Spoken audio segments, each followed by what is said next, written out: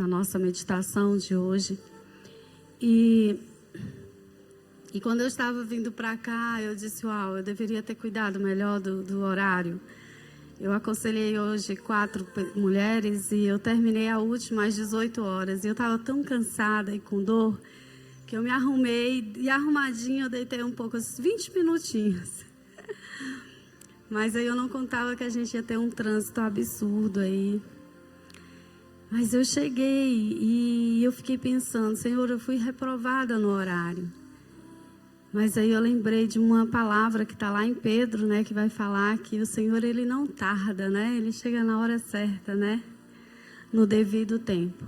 Queridos, o texto-chave, eu não sei se já está com os irmãos da mídia, mas é os versículos 2, 3 e 4. Porém, nós vamos passear pela carta de Tiago, quase toda ela, ou o quanto nós conseguirmos até... Qual o horário, pastor, que eu devo encerrar? 9h15, 9h30? 9? Eu só tenho 20 minutos?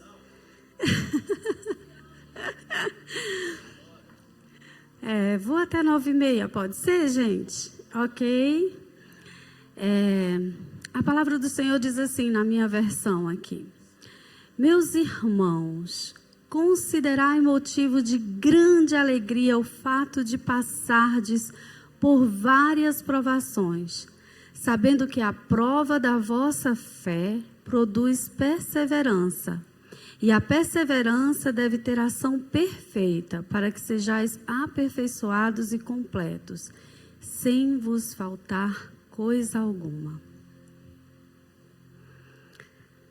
Queridos, quem escreveu esta carta foi Tiago.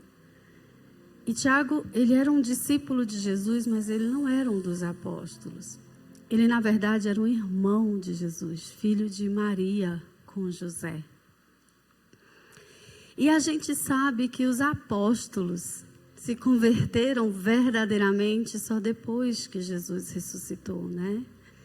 Depois que eles viram Cristo ressurreto, é que caiu a ficha, que eles puderam compreender verdadeiramente tudo aquilo que eles passaram ali, aqueles 3 anos e meio, ouvindo de Jesus. E tem uma passagem lá acho que João 11 vai falar que os irmãos de Jesus, eles eram incrédulos, né? Eles não acreditavam em Jesus. E a gente vê aqui Tiago, no versículo 1, vamos voltar aí para o versículo 1, ele se apresentando, pronto. Pode passar para o segundo slide, que são os versículos-chave, vamos dizer assim. Mas eu gostaria que você aí na sua Bíblia fosse no versículo 1 e verificasse como Tiago se apresenta. Tiago vai dizer assim, Tiago, servo de Deus e do Senhor Jesus Cristo. Ele não revela, vamos dizer assim, o fato dele ser irmão de sangue de Jesus. Ele se apresenta como servo. Algumas traduções, talvez a sua esteja escrito escravo de Deus e do Senhor Jesus Cristo. As 12 tribos da dispersão, saudações. Ou seja, ele está escrevendo a judeus messiânicos que acreditavam, né, que Jesus é o Cristo, é o Filho do Deus Altíssimo. E aí ele vai falar isso, meus irmãos, considerai motivo de grande alegria o fato de passardes por várias provações, sabendo que a prova da vossa fé produz perseverança. Em algumas versões, eu gostaria que se manifestasse, se porventura a sua versão estiver dizendo isso, passar por várias tentações. Eu acho que foi até o versículo que eu coloquei, né? Várias tentações, a versão que eu coloquei lá. E tem outras versões que vai falar até cair em várias tentações. Tem alguma versão aí que está falando assim, o cair em várias tentações? Eu particularmente não gosto dessa versão. Porque uma coisa é você passar pela aprovação, né? Pela tentação, aliás. Mas outra coisa é você cair na tentação. É bem diferente. Mas o fato é que é uma prova. A tentação, querendo ou não, é uma prova. E se a gente fosse lembrar de como que acontece no colégio, na universidade, se você não passa naquela prova, você muitas vezes precisa repeti-la. Não é verdade? E às vezes nós nos pegamos indo para Deus e dizendo: Senhor, de novo essa situação na minha vida. De novo eu estou passando por isso. De novo, Senhor. E aí é uma coisa que eu quero que a gente faça uma pequena reflexão. Se eu estou passando de novo é porque eu não passei aprovado da última vez. Mas independentemente disso, o Tiago está dizendo para a gente se alegrar quando passarmos por várias provações. E ele diz que é porque nós precisamos saber que a prova da nossa fé produz perseverança. E o versículo 4 é maravilhoso quando ele vai dizer que a perseverança deve ter ação perfeita para que sejais aperfeiçoados. Se eu não me engano, o versículo aqui fala íntegros. Para que sejais perfeitos e completos, sem faltar coisa alguma. Em algumas versões vai falar sobre maturidade, para que vocês sejam maduros. Imagina quando você está, os jovens são mais acostumados com isso, mas a gente também, acho que na nossa juventude a gente teve contato com alguns jogos eletrônicos, em que você vai avançando de nível, né? E é isso que acontece quando nós finalmente vencemos aquela prova. Como acontece no colégio, a gente avança de série, né? A gente avança de ano escolar, a gente avança de nível, a gente amadurece, assim, a gente se torna, a tendência é que nós nos tornemos cada vez mais parecidos com Cristo. Esse é o grande objetivo, que nós possamos cada vez mais sermos a imagem do Filho. Eu gosto muito ali em Romanos 8, 28, quando vai dizer, né, que nós sabemos, não está escrito que nós pensamos, ou que nós sentimos, está escrito sabemos que todas as coisas cooperam para o bem daqueles que amam a Deus e foram feitos segundo o seu propósito. E no versículo seguinte vai dizer que é justamente porque o Senhor quer que nós nos tornemos a imagem do Filho. Eu comecei a sentir uma dor absurda no meu braço ano passado, braço esquerdo. A princípio eu pensei que eu estava infartando, porque foi algo bem diferente do que eu já tinha sentido. E realmente fui aferir a minha pressão, estava alta e eu nunca tive pressão alta, então procurei um cardiologista. Mas eu fiz todos os exames, estava tudo bem. E aí ele disse, procure um neurocirurgião, pode ser que seja um nervo que está sendo comprimido pela sua coluna cervical. E eu já sei o que é um nervo está sendo comprimido. Eu tinha uma dor absurda na perna esquerda, estava perdendo o movimento do pé, operei a coluna lombar. E aí eu procurei o neuro. Fui feitos os exames, ressonância, não era a coluna cervical, meu nervo estava totalmente liberado. Aí o meu neurocirurgião falou, olha, procure um ortopedista. Enfim, resumo da ópera, eu estava com um tendão semi-rompido no lugar aqui do cotovelo. E foi um ano fazendo vários tratamentos e procurando um alívio da dor e tal. E aí o plano de saúde não estava autorizando a cirurgia como eu gostaria que ela fosse feita. E foi autorizada agora em abril e eu operei dia 18 de abril. Só que nos últimos meses eu já tinha conseguido melhorar bastante, que eu consegui, foi até uma dica da mãe do Ricardo, do obreiro Ricardo, uma medicação. E também eu estava fazendo alguns movimentos. Enfim, resumo. Tive que fazer a cirurgia convencional, que é uma cirurgia muito mais agressiva. Nunca senti tanta dor, e olha que eu já fiz muitas cirurgias. E a recuperação da cirurgia de tendão, nunca imaginei que fosse tão dolorida, tão até mesmo limitante, né? Um braço. Mas aí eu me lembrei do que eu estava meditando com as minhas meninas. Eu preciso me alegrar por estar aqui nesse hospital. Eu preciso me alegrar por estar passando por essa prova. Eu sei que todas as coisas cooperam para o meu bem. Eu preciso entender o que Deus está querendo falar comigo nessa circunstância e permitir que o meu coração ouça para que eu não tenha que passar de novo por essa prova. E eu estou nesse processo, confesso para vocês. Eu ainda não entendi quase nada. Mas eu sei que coopera para o meu bem. Eu sei que todas as coisas cooperam para o meu bem. E é um exercício de paciência, olha só. E a perseverança deve ter ação perfeita para que sejais aperfeiçoados e completos, sem vos faltar coisa alguma. Em alguns textos como esse que está na tela, tenha, porém, a paciência, a sua obra perfeita, para que sejais perfeitos e completos, sem faltarem coisa alguma. E é muito interessante, queridos, que se você continuar aí na sua Bíblia, ele vai falar que nós precisamos pedir a Deus sabedoria para lidarmos com as provas. Na verdade, ele vai dizer, olha, se você percebe que tem falta de sabedoria, você deve pedir sabedoria.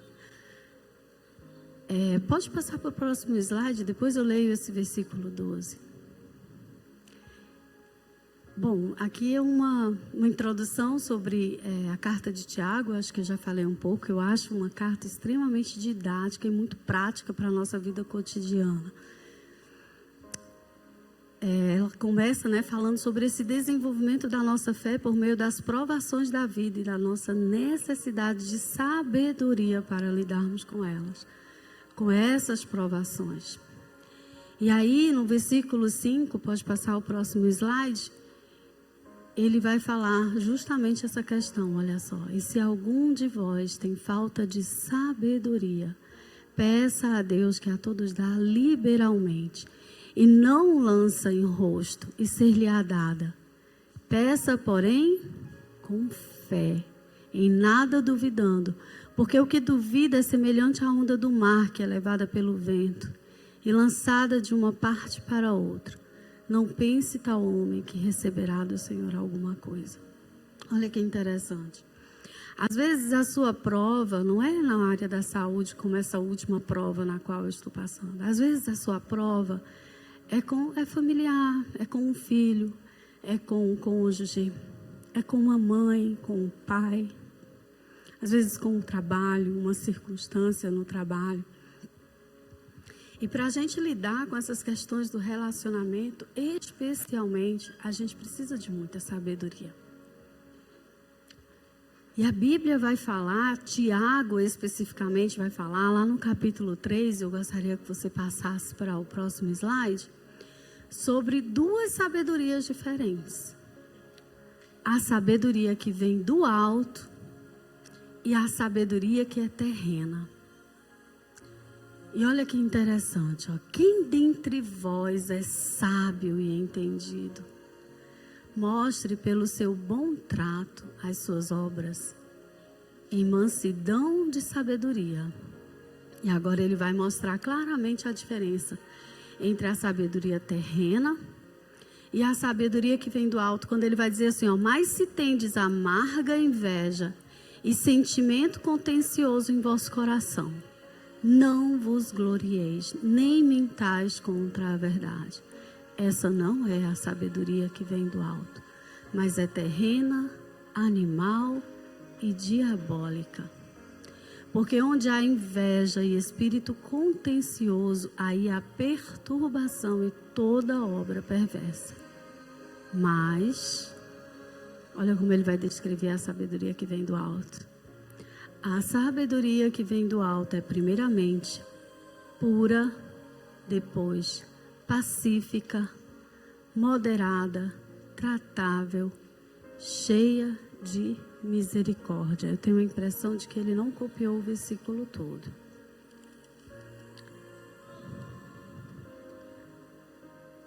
E de bons frutos, imparcial e sem hipocrisia. E ele ainda encerra no versículo 18, dizendo que o fruto da justiça semeia-se em paz para aqueles que promovem a paz. Fala claramente, né, dessa questão de como devemos lidar com as provas no âmbito dos nossos relacionamentos. Como você está lidando com essa prova que de repente você está passando? No seu trabalho ou na sua casa? Você tem usado essa sabedoria terrena, que é animal e demoníaca? Ou você tem pedido a Deus sabedoria e buscado realmente agir com sabedoria, essa sabedoria que vem do lá alto, que em primeiro lugar é pura, depois pacífica, moderada, tratável, cheia de misericórdia e de bons frutos, imparcial e sem hipocrisia. Hoje eu estava com uma das minhas aconselhandas e foi depois que eu preparei o material e eu me lembrei de um texto que está lá em Romanos 12, a partir do versículo 9, que vai falar sobre o amor fraternal, né? Como nós devemos lidar nos nossos relacionamentos com os irmãos, até mesmo na igreja. E tem uma parte que vai falar sobre a questão da vingança, da gente não pagar o mal com o mal, mas a gente entregar a ira a quem é devida a ira, né? Se eu não me engano, eu não sei se eu cheguei a complementar. Pode passar o slide? Eu acho que não. E aí, lá vai falar que nós devemos entregar a ira a quem pertence a ira, a vingança a quem pertence a vingança, que é Deus. E é muito interessante que quando ele vai falar da vingança de Deus, e isso é real, porque o caráter da justiça de Deus é graça, é misericórdia para os que se arrependem. Então, muitas vezes, o que Deus quer que você faça, na verdade, ou sempre, na verdade, sempre, o que o Senhor quer que você faça é que você ame os seus inimigos, que você ore pelos que vos perseguem, né? Está lá no Sermão do Monte. E muitas vezes a gente não está tendo o discernimento correto. Muitas vezes a gente quer agir um pouco como os filhos do trovão, né? Os irmãos, os filhos do... como que era, gente? Falhou aqui. Aqueles dois discípulos que eram irmãos, o Tiago e, se eu não me engano, João, era Simão. E eles, Tiago e João, né? Os filhos do trovão, que certa feita, acho que em Samaria, o Senhor quer que a gente peça que venha fogo do céu, que venha um raio. Mas não é isso. Jesus não veio para julgar o mundo, e tampouco nós estamos aqui para isso, para julgar o nosso irmão. E Tiago fala muito sobre essa questão, de que nós não devemos ser juízes, não devemos julgar o nosso irmão. Nós devemos amar. Nós devemos amar incondicionalmente. E eu gosto muito quando Jesus ele vai dizer, lá em João 13, depois que ele lava os pés dos discípulos e fala muito com os discípulos sobre isso, acho que nos versículos 35 ao 37, ele vai dizer, um novo mandamento eu vos dou, que vos ameis uns aos outros como eu vos amei. Não é mais como a si mesmos, né? Como eu vos amei. Ou seja, um amor que se entrega, um amor sacrificial. E aí, ainda no capítulo 1, logo depois do versículo 12, que eu não li anteriormente, mas estava lá na frente, que fala justamente de provação novamente. E você pode ler aí na sua Bíblia, vai dizer de novo, ó, feliz o homem que suporta a provação com perseverança. Ou seja, aquele que passou de nível, né? Que perseverou, que foi, vamos dizer assim, promovido para o próximo nível. Porque depois de aprovado, receberá a coroa da vida, que o Senhor prometeu aos que o amam. Eu estava hoje meditando com uma outra aconselhando em Hebreus 11, os heróis da fé. E é muito interessante a gente notar que lá no começo, quando ele começa a falar sobre a fé, a certeza das coisas que você não vê, mas que você espera. E a gente está vendo aqui, Tiago falando que as provações vão desenvolver a nossa fé, não é isso? Nos fazer crescer em fé. E aí, ele vai falar lá de Abraão, na verdade ele fala de Abel, depois ele fala de Enoque. Ele vai na sequência ali, né, do Antigo Testamento, Noé, Abraão e Sara. E aí no versículo 13, ele vai dizer que aqueles homens, aqueles heróis, aqueles morreram sem receber a promessa. E a gente entende ali que ele está falando de Jesus, né? Da promessa que era o Messias, o Filho que viria para restaurar todas as coisas. Então eles morreram, a morte terrena, sem ver o cumprimento dessa promessa, né? E aí logo depois ele começa a falar novamente de Abraão, do sacrifício de Abraão, e aí vai falando de vários heróis da fé, vai citar inclusive os filhos de Abraão, neto de Abraão, Isaac, Jacó, e aí Moisés e tal. E aí ele chega num texto ali já no final do capítulo 11 de Hebreus, falando dos crentes daquela época ali de Tiago, cujas provações eram bem diferentes das nossas de hoje em dia, graças a Deus. Na nossa situação atual, na nossa igreja aqui no Brasil, não há perseguição. Há lugares do mundo que sim, os cristãos têm sofrido as perseguições daqueles cristãos da igreja primitiva, né, de estarem sendo mortos, torturados. E a gente tem que se lembrar que quando o Tiago está falando aqui dessas provações, ele está falando com aquele, né, vamos dizer assim, quando ele escreveu essa carta, era um tempo como esse, de muitas das provações ser justamente essas, de estar enterrando irmãos que foram apedrejados, foram perseguidos, foram mortos, foram torturados, foram presos. E de novo, lá em Hebreus 11, ele vai dizer que estes que morreram, né, os que morreram sem receber a promessa. Qual que é essa promessa, já que ele está falando já no final do capítulo? Da segunda vinda, né? Do retorno de Jesus.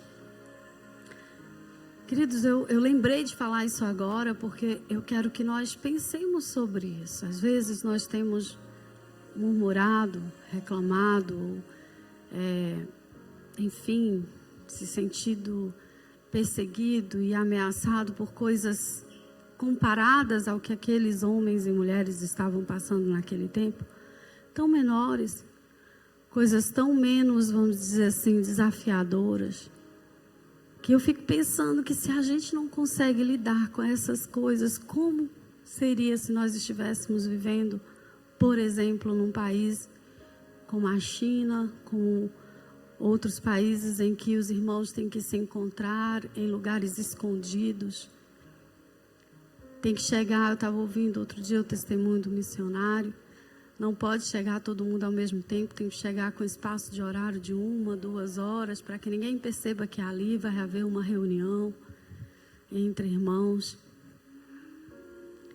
Outro dia também eu estava lembrando do testemunho de um missionário cujo filho foi preso porque pregava o evangelho. Ele conseguiu falar com o filho e o filho disse: pai, eu estou ótimo, agora eu posso pregar livremente, eu já estou preso mesmo.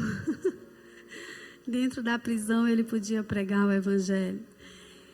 E será que a gente, né, como é que a gente ia lidar nessas situações? Estou reclamando de uma dor num braço. Imagina aqueles homens que muitos deles foram dilacerados, foram torturados, foram massacrados, né? Há histórias assim bem complicadas, né? Dizem até que o apóstolo João foi colocado num óleo quente. Não sei se isso é verdade. Mas imagina, por amor a Cristo, para não negar o Evangelho. E a gente está passando pelas nossas provações aqui, que também não são fáceis, né? Muitas delas dizem respeito à nossa dificuldade de amar o nosso próximo, como Ele nos amou. Outras têm a ver com vícios, pecado sexual. Mas a palavra vai dizer de onde vem, né? A origem da nossa tentação. Ninguém sendo tentado diga: de Deus sou tentado. Porque Deus não pode ser tentado pelo mal e a ninguém tenta. Mas cada um é tentado quando atraído e engodado pela sua própria concupiscência, seu próprio desejo. Você pode traduzir a palavra concupiscência como desejo. Depois, havendo a concupiscência, o desejo, o mau desejo, concebido da luz do pecado, e o pecado sendo consumado, gera a morte. Às vezes, a gente tem muito mais medo, vamos dizer assim, de morrer nesse corpo aqui, do que morrer espiritualmente. Queridos, a salvação não é perdida de uma forma fácil, assim, porque hoje eu pequei e perdi a salvação. Amanhã, aí eu me arrependo e ganhei a salvação de novo. Não, não é assim. Não mesmo. Mas a Bíblia vai falar claramente que nós não devemos apagar o Espírito. Então, se você está recorrentemente caindo na mesma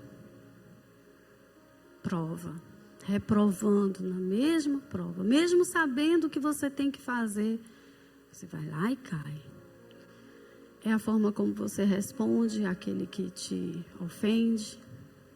Não está pagando o mal com o bem, você não está, muitas vezes amando como Jesus ama, ou caindo numa tentação relacionada a pecados relacionados a vícios, pecados de ordem sexual. Se nós começarmos a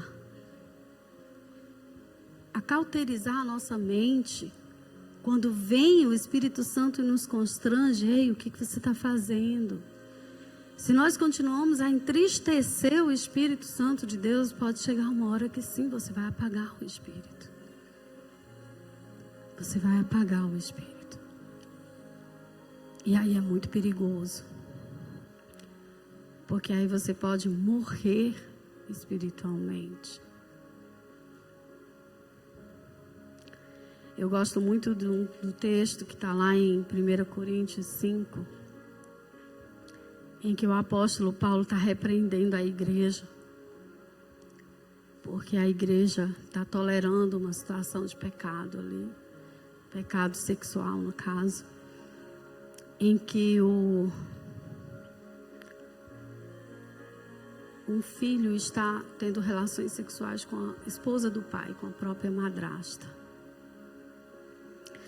E é muito interessante que o apóstolo Paulo, repreendendo ali a igreja, por que eu gosto desse texto? Porque tem uma hora que ele vai dizer assim: olhe, vamos fazer o seguinte, vamos entregar o corpo dele a Satanás para que o espírito seja salvo. Eu acho aquilo ali, como assim? Não entendi. Mas é interessante você notar o cuidado dele. Não, ele não pode perder a salvação.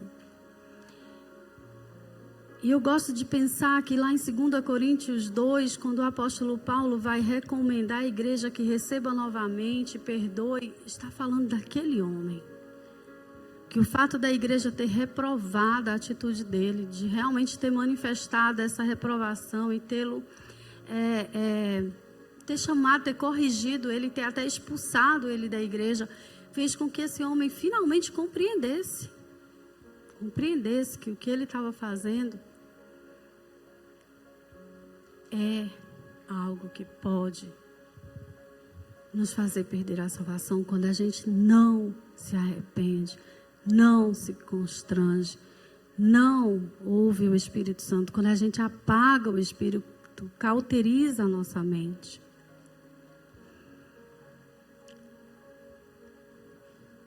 E aí eu gosto muito mais, claro, do versículo do capítulo 2, lá de 2 Coríntios 2, quando a igreja é convidada a perdoar aquele homem, recebê-lo de volta, porque ele deu fruto do verdadeiro arrependimento. Isso significa que há esperança para cada um de nós. Há esperança. Você está debaixo de uma graça maravilhosa sobre a sua vida. Você pode vencer, sim, toda e qualquer tentação. Amém? O próximo slide. Esses versículos vêm logo em seguida dos que falam da tentação. E o que eu entendo? Que nós devemos ser gratos, devemos cultivar uma vida de gratidão. Porque olha o que vai dizer: não erreis, meus amados irmãos. Em algumas versões está escrito: não vos enganeis. Toda a boa dádiva e todo dom perfeito vem do alto, descendo do Pai das luzes, em quem não há mudança nem sombra de variação. Segundo a sua vontade, Ele nos gerou pela palavra da verdade, para que fôssemos como primícias das suas criaturas. Você quer vencer a tentação? Comece a cultivar uma vida de gratidão. Senhor, muito obrigada, porque eu estou vivendo essa situação, mas eu creio que eu não estou sozinho. Eu vou passar por essa prova, por essa tentação, aprovado. E eu não vou precisar repeti-la. É o Senhor que me dá força, escape para vencer a tentação. Inclusive 1 Coríntios 10, 13 vai falar sobre isso. Que não vem sobre nós tentação que não seja humana, mas fiel é Deus, que não nos deixa tentar acima do que nós podemos suportar. Antes, com a tentação, nos dá também o escape. O escape já foi entregue a você. Dá a impressão de que é Deus que dá a tentação quando fala isso. Não. Mas quando vem a tentação, o Senhor também já manda o escape. A tentação vem de onde? Do nosso próprio mal desejo, da nossa própria concupiscência. O próximo.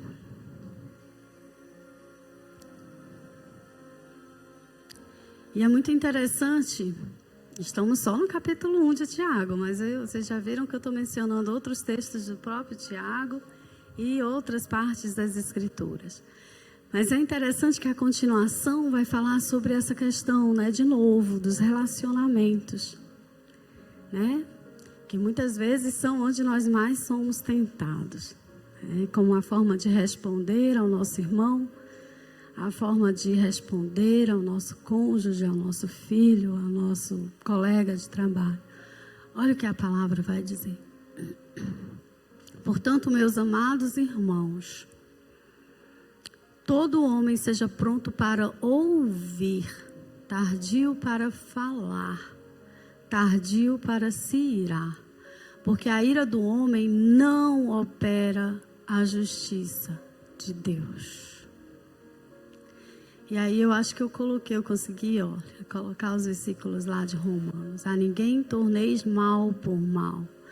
Procurai as coisas honestas perante todos os homens. Se for possível, quanto estiver em vós, tende paz com todos os homens. Não vos vingueis a vós mesmos, amados, mas dai lugar à ira. Qual é o lugar da ira? É Deus. A Deus pertence a ira, a Deus pertence a vingança. Porque está escrito: minha é a vingança, eu recompensarei, diz o Senhor. E um detalhe: quando você entrega o seu inimigo, aquela pessoa, para Deus, não é querendo que Deus vá lá e fulmine ela. Não. É pedindo para que o Senhor a salve, para que o Senhor a cure, a restaure, para que ela possa se arrepender. Porque, de novo, o padrão da justiça de Deus é graça, é misericórdia para os que se arrependem. Amém? Próximo. A palavra enxertada na prática. Depois de tudo que a gente ouviu aqui, olha que interessante. Quando ele vai dizer, olha, por isso, rejeitando toda a imundície e superfluidade de malícia, recebei com mansidão a palavra em vós enxertada, a qual pode salvar as vossas almas. E sede cumpridores da palavra, e não somente ouvintes, enganando-vos a vós mesmos. Porque se alguém é ouvinte da palavra e não cumpridor, é semelhante ao homem que contempla ao espelho o seu rosto natural, porque se contempla a si mesmo e vai-se e logo se esquece de como era. Aquele, porém, que atenta bem para a lei perfeita da liberdade, nisso persevera, não sendo ouvinte esquecido, mas fazedor da obra. Este tal será bem-aventurado no seu feito. Ou seja, talvez nós estamos sendo reprovados porque a gente está ouvindo a palavra, mas não está permitindo que ela seja enxertada em nossos corações. Que ela realmente germine em nós, brote e dê fruto. A gente está sendo um ouvinte esquecido. Muitas vezes, se o pastor perguntar, o que foi pregado domingo passado? Você nem lembra mais. E eu vou dizer mais, a gente não pode ter contato com a palavra somente quando a gente está na igreja e ouve o pastor pregar, alguém compartilhar. Não, nós precisamos ser diligentes, inclusive quando o texto lá de Timóteo vai falar sobre um obreiro aprovado, já que nós estamos falando do servo aprovado, vai falar que nós devemos manusear bem a palavra de Deus. E como é que você vai aprender a manusear a palavra de Deus? Lendo, tendo contato diário com ela. É muito importante que nós tenhamos o hábito do estudo da palavra, para que nós possamos, na hora da prova, e acontecem muitas situações em que você meditou e naquele momento você nem entendeu aquela palavra, mas aí vem uma situação e você vai se lembrar, uau, eu li sobre isso aquele dia. Eu já sei exatamente como lidar com essa situação, porque eu li sobre isso na minha meditação. Por isso a importância, da gente dedicar, sim, um momento para meditação na palavra. Hoje, nós temos uma vida muito corrida. Eu entendo, é verdade, mas nós também temos uma tecnologia absurda. E você já consegue no seu celular colocar para próprio celular, ler a palavra, e você pode ouvir a palavra. Isso é importante. Se você não consegue ter tempo para, de repente, estar lendo, parando para ler e tal, crie o hábito de marcar lá a leitura da palavra. De repente, enquanto você está dirigindo, você está ouvindo a palavra. Leia, ouça a palavra. E não seja somente ouvinte, mas um praticante diligente. Porque só assim nós seremos o quê? Bem-aventurados nas nossas obras, no seu feito. Amém? Ainda dá tempo? Eu vou passar então para o capítulo 2.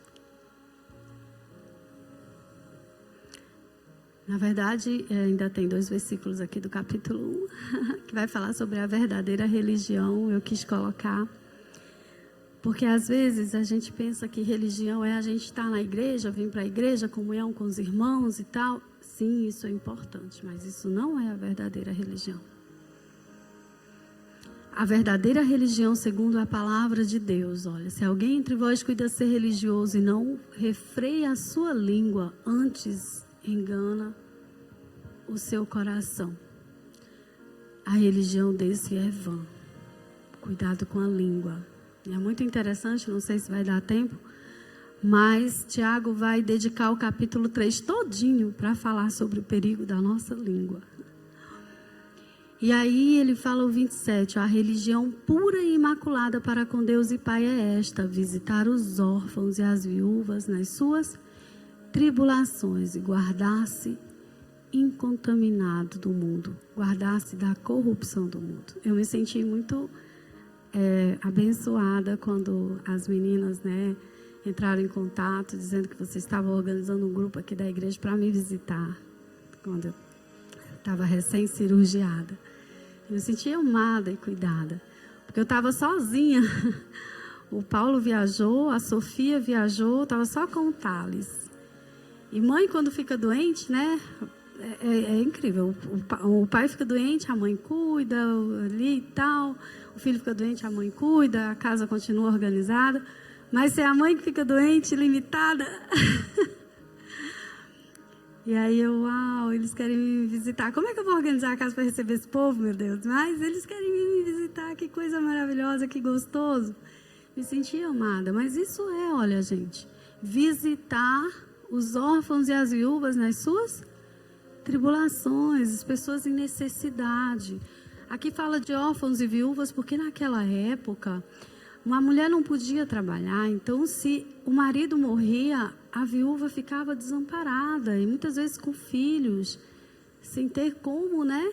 Tanto que havia ali na lei várias situações para amparar justamente o órfão e a viúva, né? Eles podiam recolher ali o milho que caiu durante a colheita, eles podiam, né? Tem até Ruth, fala que, né, que Ruth ela vai lá recolher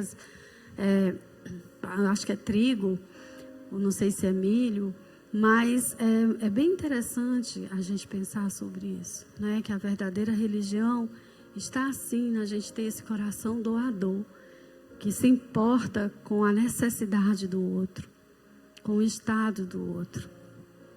Amém? Capítulo 2. O perigo de fazer acepção de pessoas e de julgar. Se vocês leram todo o capítulo 1 enquanto eu falava, vocês devem ter visto que eu meio que pulei os versículos 9, 10 e 11. Mas é porque eles falam também um pouco sobre isso, olha. Vai falar sobre essa questão do amar ao próximo como a ti mesmo, né?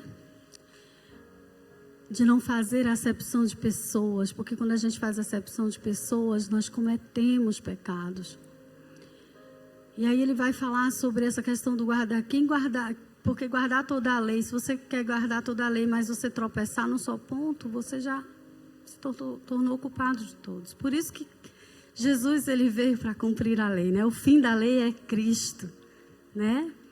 Para a justiça de todo que crê. E aí, eu gosto muito desses outros próximos 3 versículos, porque aquele que disse, o versículo 11, 12 e 13, não cometerás adultério, também disse, não matarás. Tu, pois, não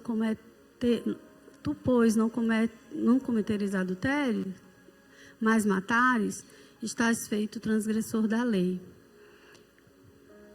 Quando, acho que muitos de vocês conhecem o meu testemunho, quando Paulo, né, veio me confessar vários pecados nessa questão do adultério, pecados de ordem sexual, a gente já ali com 8 anos de casados e tal, veio sobre mim muita ira, muita raiva, muita dificuldade. Há detalhes, né, que tornaram a coisa ainda mais difícil de lidar.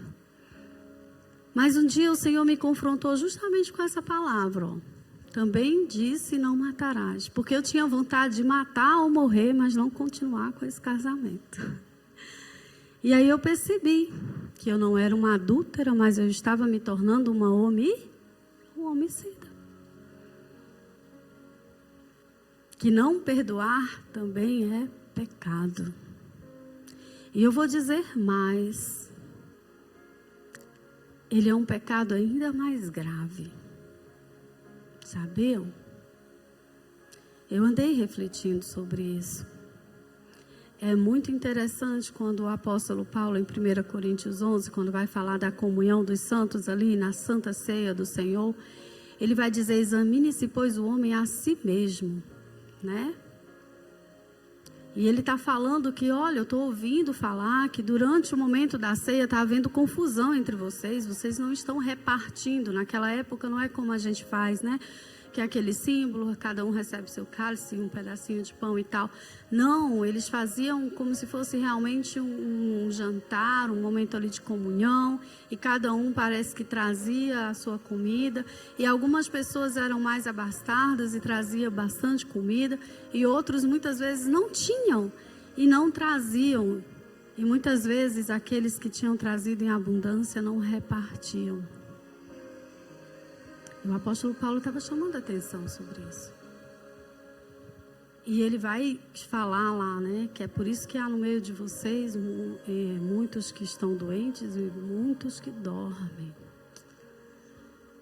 Quando no Antigo Testamento também está falando das coisas que Deus abomina, que Deus não gosta, né? Vai falar que aquele mais abomina é aquele que semeia contenda entre os irmãos. É o que ele mais abomina. Olha como essa questão das desavenças, das contendas, né? Das brigas, Tem uma das minhas aconselhandas que tem um desafio enorme. Infelizmente, ela tem uma irmã gêmea na igreja com ela, mas que não fala com ela há anos. E ela já tentou de tudo para reconciliar com essa irmã. E não consegue. A irmã endureceu o coração para ela. E nós temos trabalhado esse perdão incondicional com ela. Perdoar incondicionalmente essa irmã. E é muito difícil porque elas têm uma mãe idosa, viúva. E elas têm que fazer, tem um grupo da família ali para se organizar, para quem vai dormir com a mãe. E é aquela dificuldade, porque a irmã não fala com ela, então ela, olha, é seu dia, vai dar certo, você vai, não há resposta.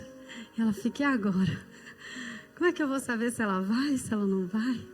Eu vou ter que confiar. E ela estava me dizendo que agora, no feriado, ela viajou com o marido e os filhos também viajaram para um retiro e tal, e ela ficou, Senhor, ela não me respondeu. Que ela possa ir, ficar com a mamãe, porque a mamãe não pode ficar sozinha.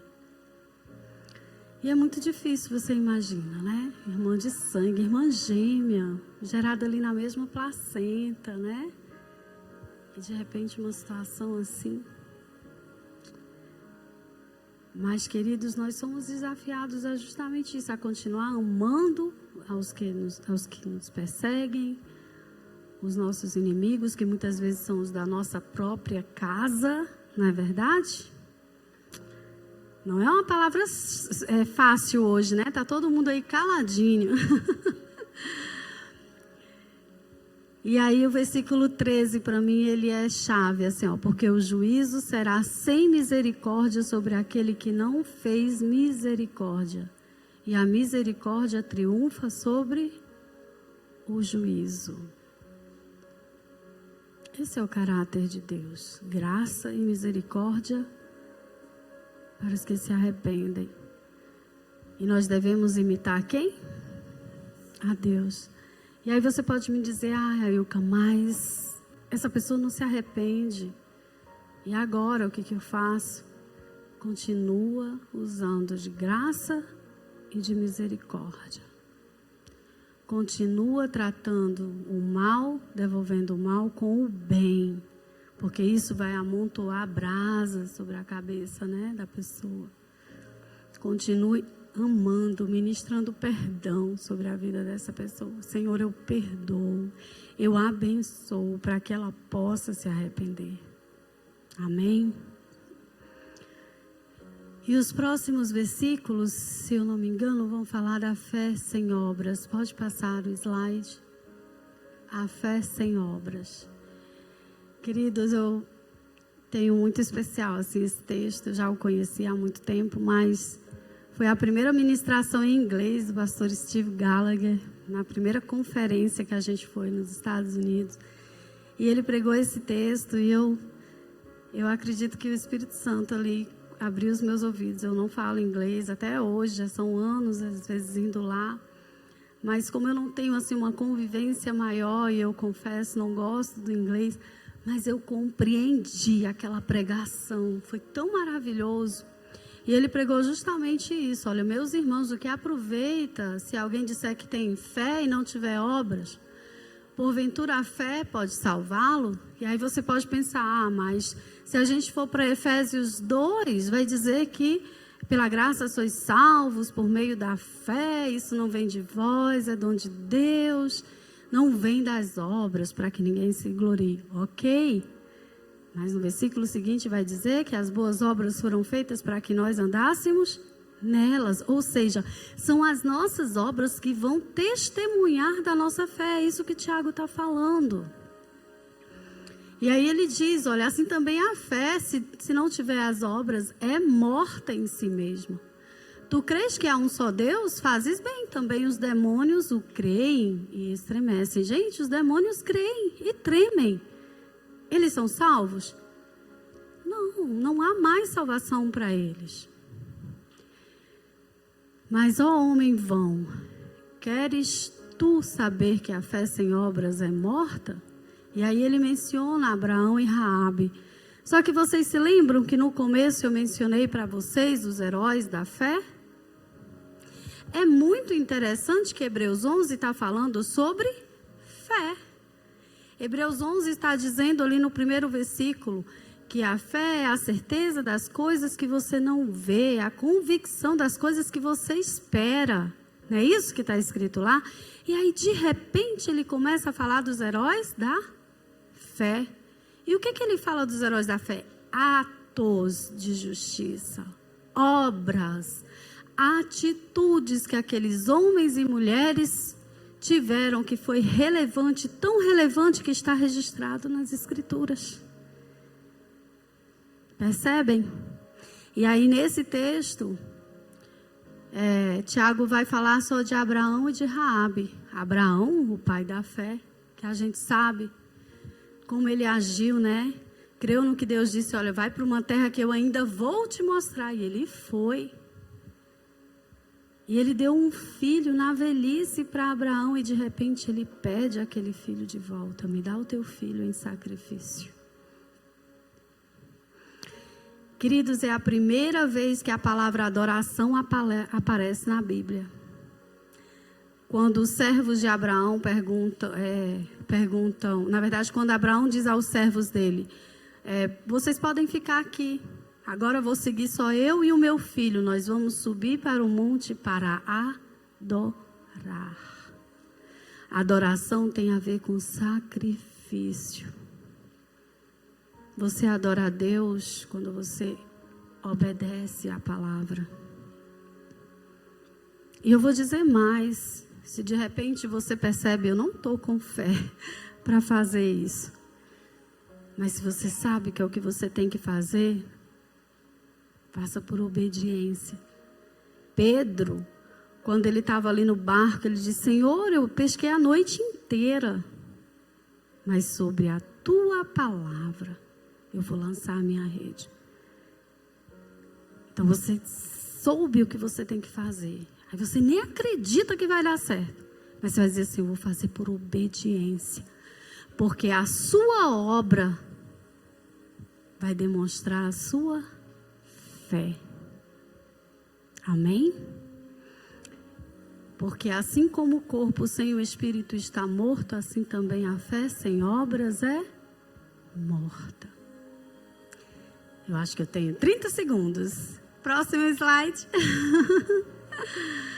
O cuidado com a língua. Aqui, ia precisar de uma noite inteira, talvez semanas, para a gente meditar. Mas eu gostaria de ler com vocês. Olha só que sério. Meus irmãos, muito de vós não sejam mestres, sabendo que receberemos mais duro juízo. Meus queridos, quando a gente se coloca aqui na frente para ensinar, a gente vai ser cobrado de forma, né, pastor?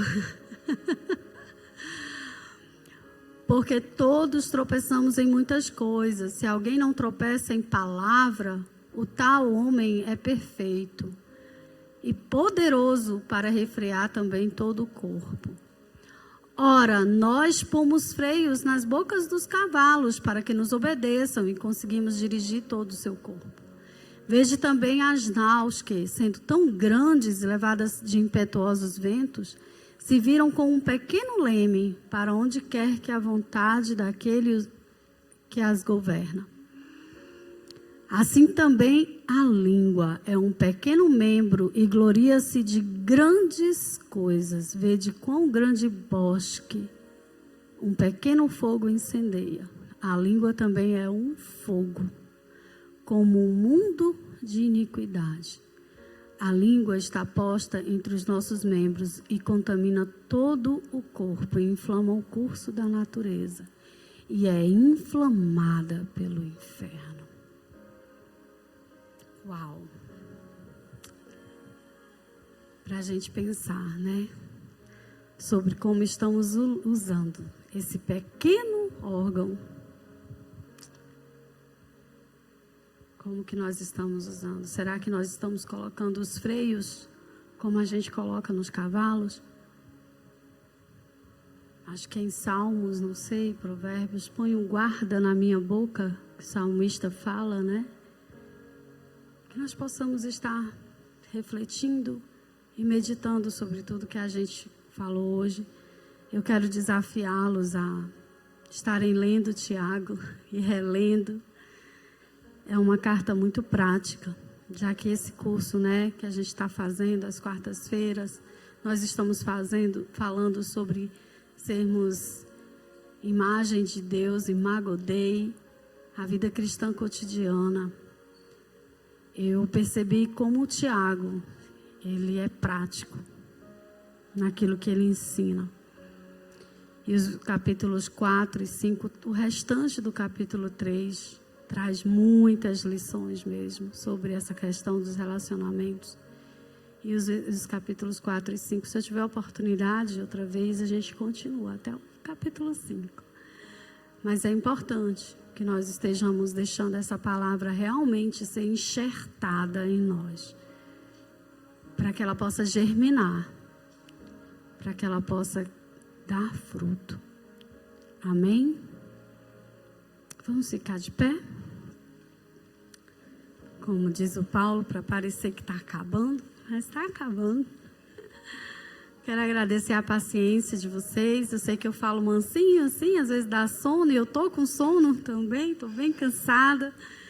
Foi um dia puxado. Mas obrigada por estarem aqui, por pacientemente me ouvirem. Curvem suas cabeças, papai. Te agradecemos, Senhor. Te agradecemos por Jesus, primeiramente, teu filho, Pai, que foi aquele que mais sofreu. Sendo filho do dono do universo, Senhor de todas as coisas, se fez servo, habitou entre nós, Pai, e é o nosso modelo. Mas também te agradecemos, Pai, por homens e mulheres que, como nós, Senhor, perseveraram e nos deram exemplo, como Abraão, Jó, Senhor. Quando nós pensamos em Jó, eu me constranjo de uma forma absurda quando eu me lembro de Jó, Senhor, que num dia só perdeu tudo, inclusive enterrou seus 10 filhos. E depois, Senhor, a sua saúde, e pacientemente esperou pelo Senhor. 7 anos. 7 anos. Perseverou. E é muito interessante que Jó revela 2 formas de conhecermos a Ti. Ele vai falar que antes ele te conhecia de ouvir falar. E muitos de nós talvez tenhamos nascido num lar cristão. Temos crescido ouvindo falar do Senhor. E te conhecemos apenas dessa forma. Mas depois de ser muito provado, Jó disse que hoje os meus olhos, os olhos dele te viram. Em outras versões vai dizer: hoje eu te conheço de contigo andar. Pai, a minha oração é que nós sejamos como Jó nessa sua segunda fase.